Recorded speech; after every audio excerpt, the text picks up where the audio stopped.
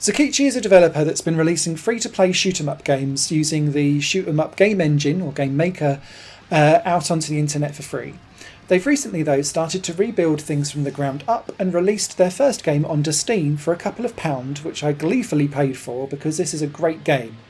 Kaikan is the first one that's made it over from Zukichi, and it's a 5-stage shoot-'em-up that doesn't sound like it's going to completely suck out all of your time and energy, but it's one of those highly skill-dependent ones where if you want to chase for a high score and get into the real mechanics of this game, it will give you hours and hours of replayability, not least because each of the 6 aircraft that you can choose from have a very different playstyle.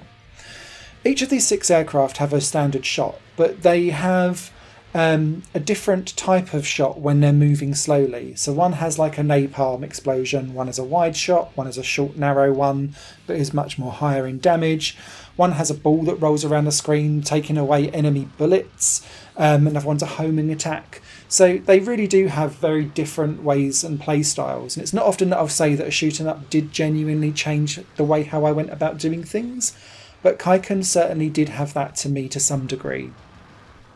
The other thing around this game, though, is around how bombs work and how the score system is built together, because you need to kind of choose the right strategic moment to use your big attacks, because you don't get many of them, they take a while to charge, and then they convert to other things that affect your high score later.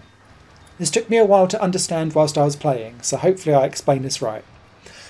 When you're shooting around and you kill all of these enemies, it's leaving behind items on the screen, or bonus items, which you can hover around and collect manually. However, if you let go of shooting, which is quite difficult to do because there's normally a barrage of something coming towards you, all of the items on the screen will suck in towards you and you'll get them all in. They convert to a high score, but they also convert to your bomb gauge when you let go and it all kind of sucks in. Your bomb gauge is your ultimate weapon, essentially, for getting a high score, but for also clearing out several chunky enemies all at once.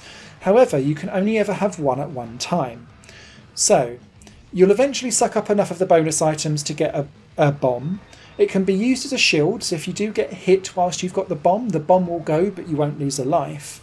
However, when you've got a really busy screen, particularly full of enemy bullets as well as enemies themselves, if you drop the bomb, it converts everything into a bomb bonus item. Now these score much more than the standard bonus things that you've got, but they'll also not contribute to your bomb gauge, so you're not going to recharge your bomb to kind of keep that circle of power going, so you need to know when you're going to strategically use it. They also again get marked as a counter on the right hand side, and this counter is like a timer for boss battles, so the more enemy bullets that you've collected over the course of time, the higher the timer is, which then means if you defeat the boss quicker, you'll get a higher multiplier because you've collected more enemy bullets and converted them using your bombs earlier in the level.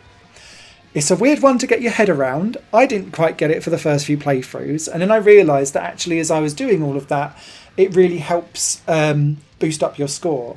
You can then do it again in boss battles, where if you drop the bomb there and it's collecting all of the different bits of the boss that you're destroying as you go, they will then be converted to boss medals, and that's used as a counter for the final boss battle only.